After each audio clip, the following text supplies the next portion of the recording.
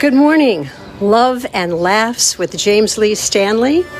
This is Life's Dream number 35. Come join Corky and I.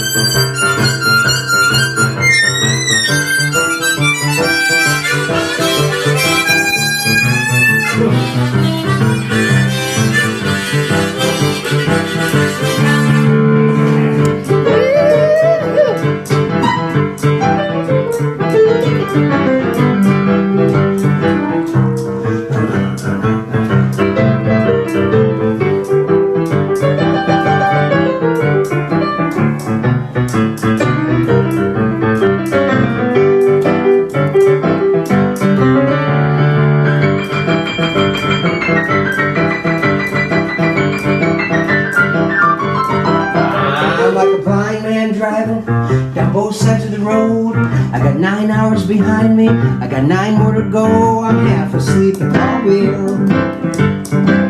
I'm half asleep at the wheel, but I'm only half a day away.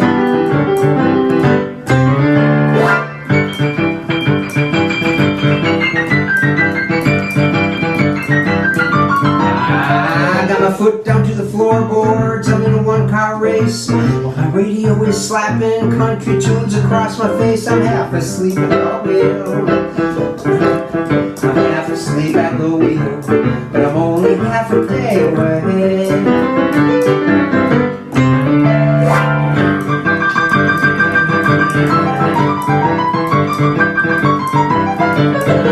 I got all my windows open, I got my head out in the wind. I got JC on my dashboard just in case I need a friend. I'm half asleep at the wheel. I'm half asleep at the wheel, but I'm only half a day away.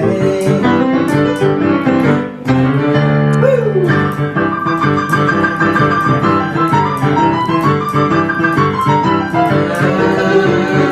Coffee just ain't working, but I'll try another cup. No, if my baby were here with me, she'd know how to keep me up. I'm half asleep at the wheel.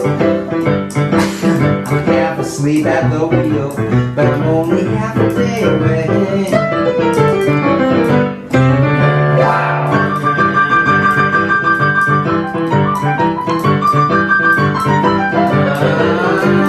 These pretzel sticks and bennies don't give me... Oh yeah, forgot about this part here. So I wrote this song with James Lee, who is our special guest. Today we did a beautiful Zoom with him the day before yesterday. And I'm going to introduce him in a bit, but to tell you about this part of the song that I wrote with him, this was his verse. These pretzel sticks and bennies. James, that's a drug reference, man. I didn't want a drug reference in there. So I tried to think of a different word. These pretzel sticks and candy. No, these pretzel sticks and coffee. Well, I've already used coffee. For years and years, I'm carrying this deep, heavy guilt about ruining James's verse. Sometimes I leave it out, and I'd feel even more guilty. And then I put it in and say these pretzel sticks and candy, and I go, oh, the songwriting gods are going to kill me, you know? And this went on for years and years and years. And just 3 years ago, gosh, was it that long? Someone wrote me an email. It said, Corky, Half Asleep at the Wheel that you and James wrote, that's my favorite song. And that, I just have to tell you this, that one line in the song just blows me away every time when you say, these pretzel sticks at Denny's.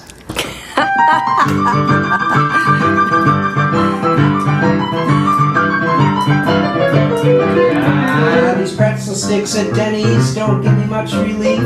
I got one eye on the state patrol, the other is asleep. I'm half asleep at the wheel. I'm half asleep at the wheel, but I'm only half a day away.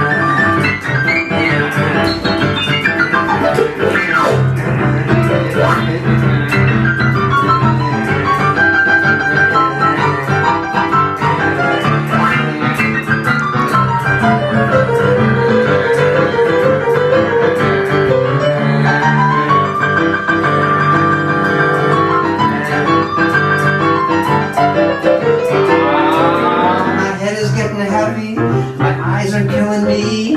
If I don't keep them open, I'll be looking up a tree. I'm half asleep without will. I'm half asleep at the wheel, but I'm only half a day away.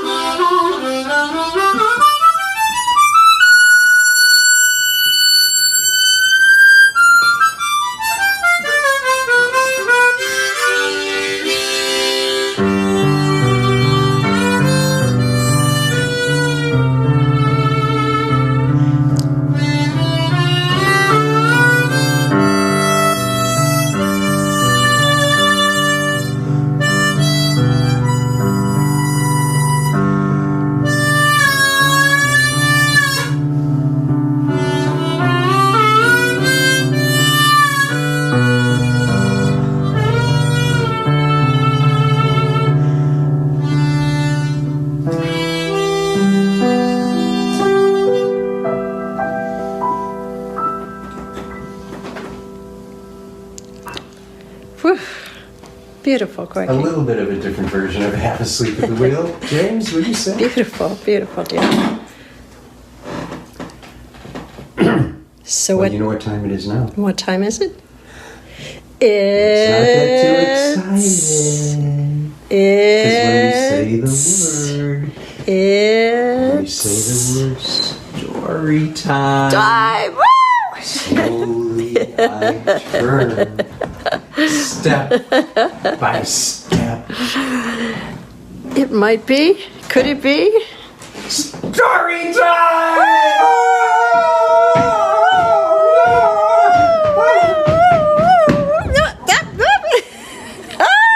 I can't mind myself.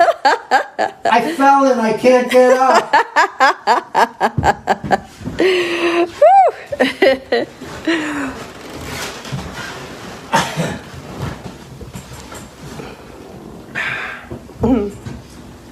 Let's start here. All right. I have to sit. You got to sit on After that. the story time couch. What happened? I don't know. What happened? So, our guest today is James Lee Stanley, and let me just reiterate. I realized when the pandemic, or as Holly calls it, the damn pandic, hit, and Mother Nature sent us to our rooms, that there's no such thing as an audience. You are not an audience. You are one person or a small group that we're inviting into our office here with my piano, and it's show and tell time, and we're going to show you a video of talking to James. There's not an audience and a performer anymore. There's no longer a stage and an audience and that imaginary wall. That's all gone. You're here, right here. We're hugging you. You're hugging us. So that's how I look at these live streams. So we're going to try and improve the quality of these through technology, find better ways, but we don't want to make it a production. We just want to make it a nice hang. So let me reiterate that. Anyway, I'm going to introduce you to James Lee, my very, very dear friend. We met in 1971 in San Francisco. He was on Wooden Nickel, subsidiary of RCA, one of the first artists that was signed. And he came to see the Siegel Schwall Band, the boarding house in San Francisco, and we hit it off right away. And then we started writing songs immediately. And he invited me later to his beautiful, the coziest, most beautiful house cabin set in amongst the redwoods. Just so beautiful. It made you cry every time you saw it. And sometimes he'd let me stay there for a week when he went on the road. But we wrote a lot of music together there. I just love that place so much. I dream about it all the time. So, anyway, James is this amazing songwriter. I think when I met him, he was writing at least a song every day. And they all sound like hits, every one of them. And I remember a story about the record company said, he's writing all these songs, and he says, but James, you should write a hit. And he says, what do you mean? Well, give me an example of a hit. And they said, well, Santana, Black Magic Woman, you should.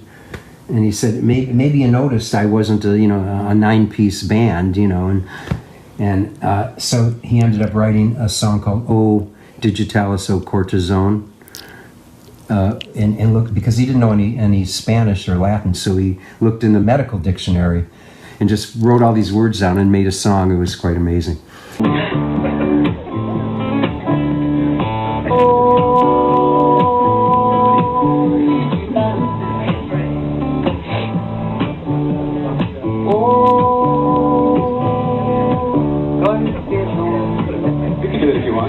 But yeah, amazing songwriter, amazing human being.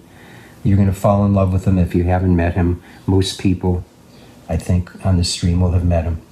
So let me introduce to you my dearest friend. Holly's my dearest friend. How many years have you known each other? Well, since 71. Wow. 71. Wow.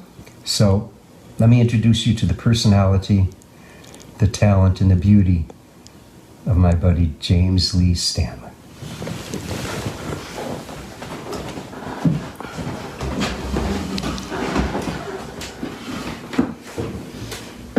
Come on, James, where are you? Oops, I have to sign in. Our own private island. There he is. You ready, guys? James Lee. I've been writing a lot of songs and practicing and working on my house, and I know that this pandemic is awful, but being a musician that's been home for now since March 13th, I'm loving it. What is making me do is reach out to people that I love and make sure they know it, I mean, I've always done that with you guys. I think I've always let you know how much I love you. We've written a lot of stuff, Mm. Yeah. And all of it good. We don't write any bad songs. I think, maybe I didn't tell you, but a while back on the radio show, I played your version of Midnight Radio, and another, from that, I've got I think it's a compilation CD. Did you make a compilation CD? Yeah, it was from that, and it just occurred to me that I'm going to play both Midnight Radios next week, one after the other, just to to demonstrate how artists reinterpret things, and I think it'll be fun. And I did. I was going to do the same thing, but for a different reason. That's a great idea. I was going to show them how lousy your version is. Well, I can handle it. So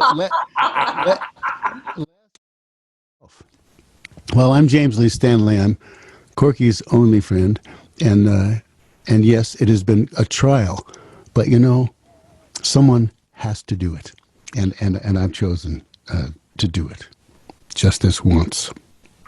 So Corky wants a story, and I don't really have any stories because everything that happened to me actually happened. For instance, I refinanced my house in Santa Cruz, my beautiful home on little less than half an acre on the edge of a national forest, and I decided to make an album with it.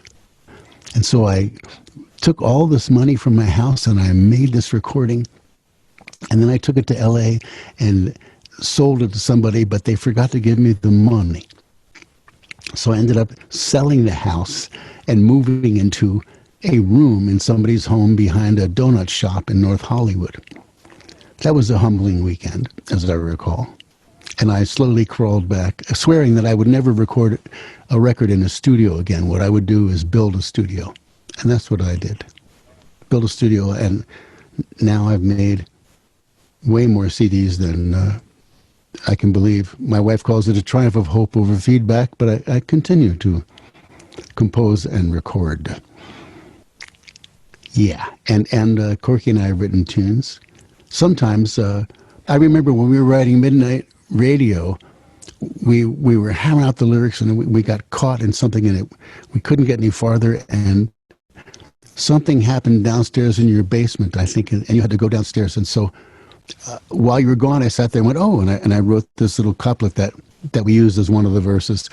And you said, wait a minute, I walked out of the room, so we worked some more, and I don't know what happened, but you walked out of the room and I wrote something else, and you came back and you said, that's it. You said, get out of the room. And so I had to leave the room, and you sat down and wrote the music, remember? I'm sorry, I can't leave you alone, Stanley. I said, hey, man, I leave the room and you write the song. What's going on here? So I left the room and you wrote that melody. Yeah, fun. You know what?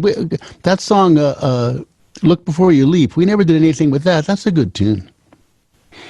And the Button Willow, we wrote a musical together, Corky and I, that was pretty prescient, because we wrote it in the 70s thinking that there was going to come a time when the earth was so poisoned that it couldn't sustain us. And here we is. So by the way, if you have a really large savings, kids, I recommend you spend it. Because, the idea of having a whole bunch of money that you're going to use for insulation once this whole thing collapses, there's just no point in it. So that's what we're doing. We're going to just have fun and at some point die. That's what I recommend. Yes, I was the first child of the new generation. I was born in 1946. My parents were married on July the 30th, 1945, and 9 months and 6 hours later, I was born, April the 30th, 1946. And I was the first child in this. My parents lived with my great-grandparents, my grandparents, my aunts and uncles. Everybody's Italian except my father, who was alien, and all these Italians in the house. And then I was born, and I was a boy, the son, the first of the generation. So for the first 3 years of my life, there was never a time when someone wasn't kissing me. That formed my personality. I mean, I've never gotten past, even to this day at 74, I walk in a room, I think, everybody wants to kiss me. I just know it. It's ingrained in there, And my grandmother was the kissingest grandmother that ever lived. I mean, she was the stereotypically Italian. She was 4 feet high and 4 feet wide, black dress, mustache, just typical Italian. But kissing, great lap. She used to hug me and hold me in her lap. And when I was a little kid, she would grab my face. She'd go, "You're such a pretty boy. I love you fast." And she just twists the shit out of my face like that and smack. "You're such a pretty boy," And she always did that. And I remember after I grew up, I was hitchhiking. I hitchhiked to Pennsylvania and went to see my grandmother. I knocked on the door. At the time, I had long hair and a little beard, And my grandmother came to the door, and she opened it a crack, and she looked at me, and then she opened it a crack more, and she went, "Jimmy?"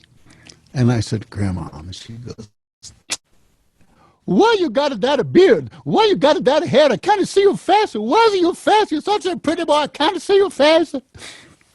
And someday, cutting your hair, shaving your face, take a peach.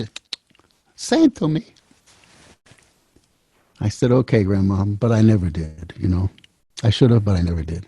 Anyhow, I was living in San Francisco, and they called me up and they said, James, if you want to see your grandmother, you better get here to Philadelphia because she's failing.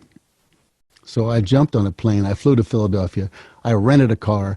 I drove from the airport to a high-end clothing store, and I said, I want that three-piece suit, that shirt, that tie, those shoes, and I need this all altered in an hour, and where's a barbershop?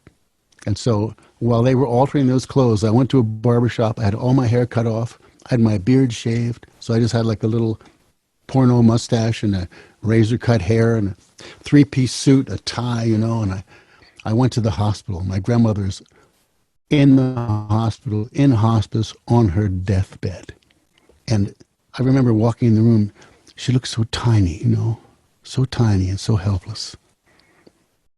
And I said, Grandma, it's Jimmy. I'm here. And she opened her eyes and she said, Jimmy, Jimmy, why you got that earring? You can't make this stuff up, you know. That was her. That was her. Anyhow, Nashville sugar, mighty fine. I only use the natural kind.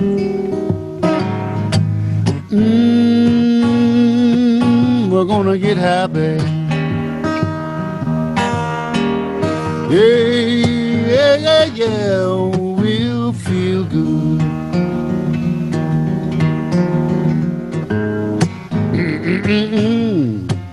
We're gonna get happy.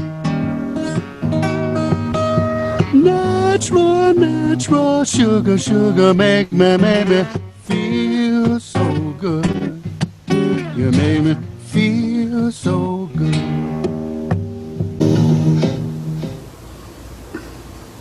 That's James Lee.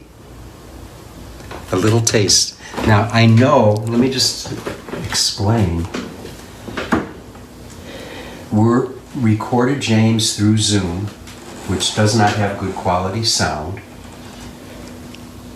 and then recorded it and put it on our computer, and now we're using the iPhone to take a picture of that recording. So I didn't want to play the whole song without the highest quality when all you have to do is go to JamesLeeStanley.com, go to his website, and you could hear all these amazing songs and performances. Buy a CD, support music, support the arts. Yeah, you know, all that stuff. So to play it in this context would have been sort of a waste with the quality not being so great. So you could hear all his great albums and everything online. And I just want to say, I thought it was quite interesting that James Lee had two stories that he told, extremely hysterical stories. One about his grandmother on her deathbed, and the other one about how he lost all his money in the music business. Just really hysterical stories, James. Well, you know, the life of an artist. But do go to JamesLeeStanley.com. Buy an album. You will not be sorry. You will not be sorry. But we'll be doing some more of James down the line in the live stream.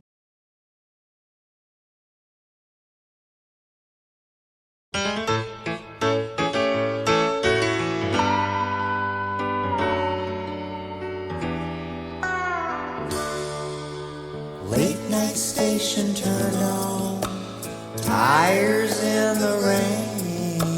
The eagles ride beside you to the highway's old refrain.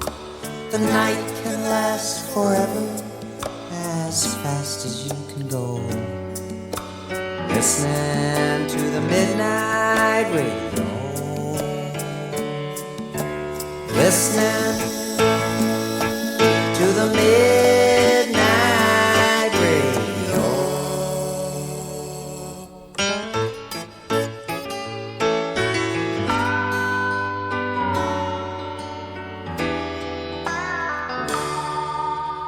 all-night cafe coffee. Pour yourself a cup. Not a soul is in the place. You're the only one who's up. Tired and lonely, with hours more to go. For company, that midnight radio. Listening to the midnight radio.